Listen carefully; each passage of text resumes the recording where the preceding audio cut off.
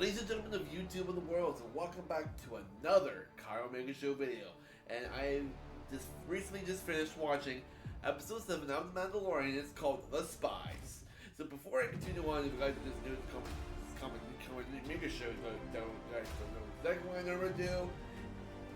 For all you new people, I do reviews for for Netflix, Disney Plus. When I listen to movies in theaters, sometimes I do trailer reactions, unboxing videos, gaming videos, and theater videos, and a little while. But for those that have been sticking around to my channel for a very long time, you guys know exactly I do that. But for you new people, that's what I do with my channel. So yeah, like I said, I just watched episode 7 of The Mandalorian. It's called The Spies, and I gotta say, it was really interesting.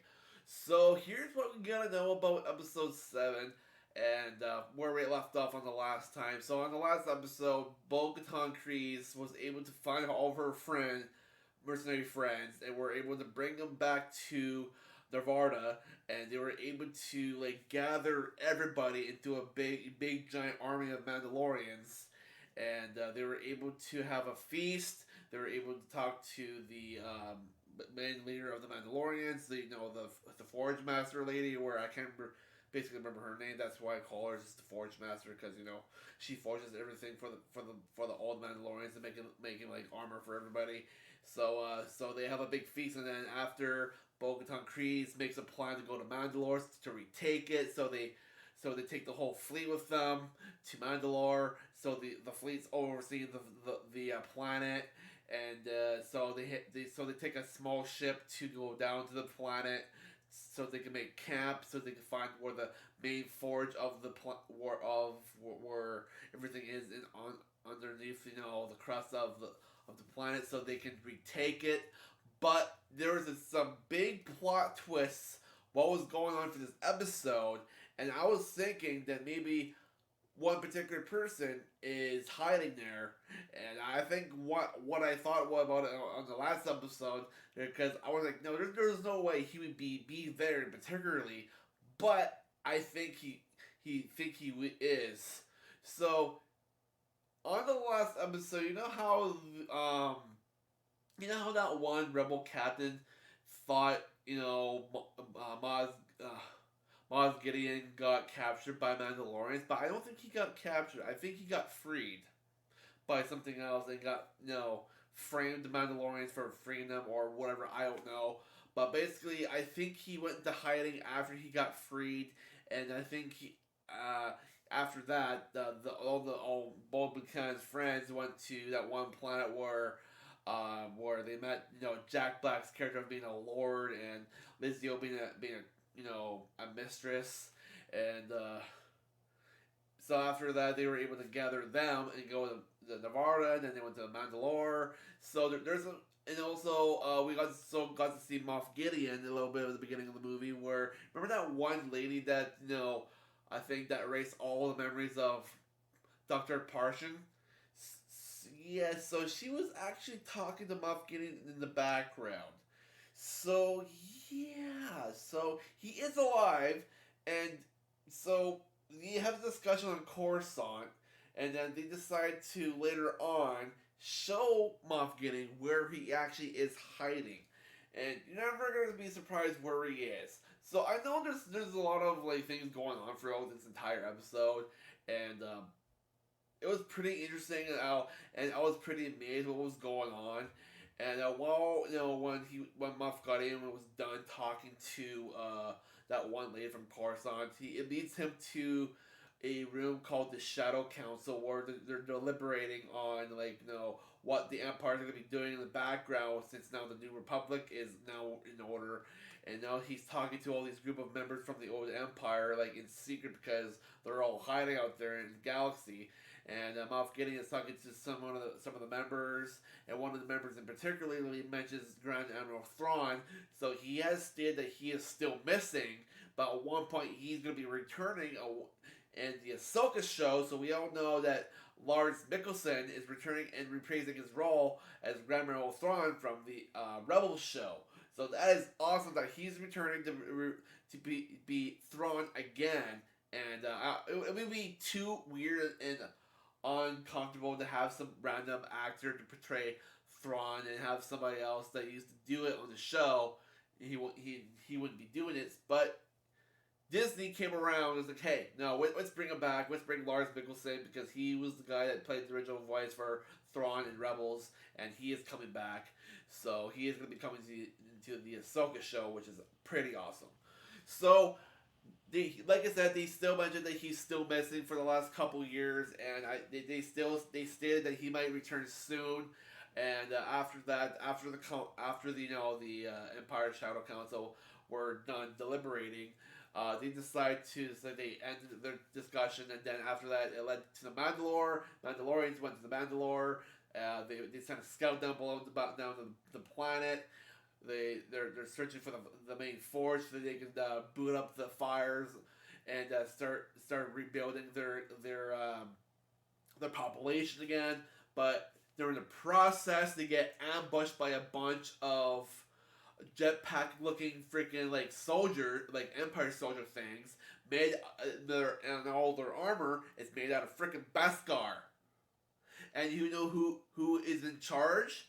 Well, guess what? So as soon as they started attacking these like weird looking like Beskar looking like dudes, that end up at the forge and ambushing the Mandalorians.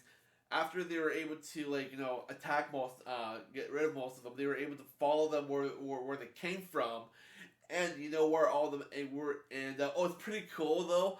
Grogu throughout in the beginning of the episode, they were able to I want to say the mayor of Narvada was able to rebuild IG-11, but it's now IG-12. And it can actually now be a rideable vehicle, and now Grogu's actually operating it. It's pretty cute, and Grogu says Grogu presses like a button or two that says yes, no, yes, no, yes, no, yes, no.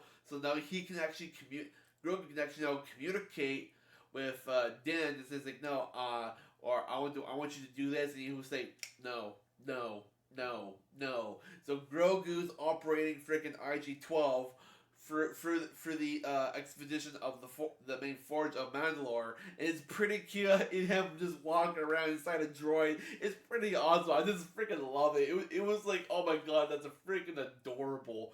So I just love how they did that for Grogu in this episode. It's just great. It's absolutely great.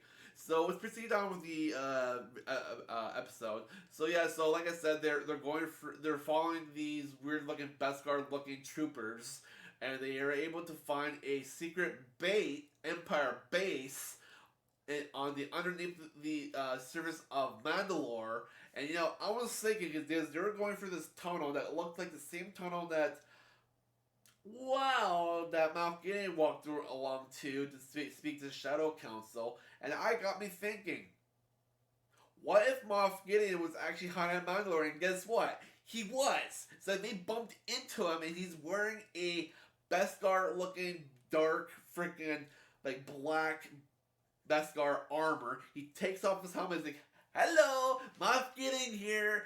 I'm here to take back the Darksaber. Give me that Darksaber, Bo-Katan. But the one sad thing is they captured Din Djarin. So Moff Gideon told his troopers to take Din into captivity. So now he's actually I'll probably be into a cell, but for Bo-Katan Kryze, she didn't want to give back the Darksaber, so there's a big, massive, crossfire of the Mandalorians and these trooper-looking things. They're fighting each other, and Judge, on the other hand, decides to try to have everybody escape while Bo-Katan is using the Darksaber to cut a big hole so everybody could escape and get back to their Mandalorian friends up in the sky. And one sad thing part is Judge sacrificed himself in order to save his friends. Judge, he was an awesome character in the show, and I absolutely like that guy. He was the most badass Mandalorian there is, and he was able to sacrifice himself in order to save his friends. But one thing is, after Judge was battling with all these troopers. He thought he won, and then all of a sudden these three red royal guards with red freaking Beskar armor. I was like, isn't that the Emperor's Royal Guards? But they have like Beskar looking red armor. I was like, holy crap! And they were able to take down Judge with not even like a few swings, and he went down like a bag of bolts. I was like, oh no, not Judge. He's gone. He sacrificed himself. Oh. And then after that, the episode ends, and that's it. So then the next episode is going to be episode 8 next week, and it's going to be the season final for The Mandalorian, and oh, God. Guys, I tell ya, this show is getting super good. I'm just like, oh my God. But either way, guys, there's nothing really else that I'm missing that I forgot or did not want to mention. But it's sad to see that one of our favorite characters died off to save his friends, and that was just truly grateful. So I think for the rating for this episode, I think this is going to give it a spot on 4. I'll give it a 4.7 out of 5. Oh, I love this show very much. Oh, yeah. But we got one more episode to go, guys, and it's going to be probably an amazing final. And a lot of people are saying that the last episode is going to be the most amazing thing ever. Like, just like in the last season where we got to see, Luke Skywalker show up at the very end and take Grogu to his train. And then, oh God, that was just like the most awesome thing ever. So I wonder what's going to happen to the last episode. I don't know if it's going to be the same thing where a Jedi shows up and saves the day or something. I have no idea. But who knows for sure what's going to show up or come to us. But either way, guys, that's my review for The Mandalorian, episode 7 of season 3. We have had a good run of this show, and it's been really great. I've just been loving everything that's coming out lately, and I can't wait for the Ahsoka series coming out for this summer. And apparently, Disney Plus just released a playlist for all the episodes that Ahsoka's been in. So I think I'll probably watch that playlist and prepare myself for the Ahsoka series this August. So let's prepare and watch all the episodes together. And until then, let's all do a big review for Ahsoka when it comes out. And also, not only that, next month is when we get the second season 4, Star Wars Visions Volume 2. And I'm definitely going to be doing a big review for that as well. So, until then, guys, I'll see you guys in the next video. Peace out, and have a good week of work, school, or whatever you guys are doing these days.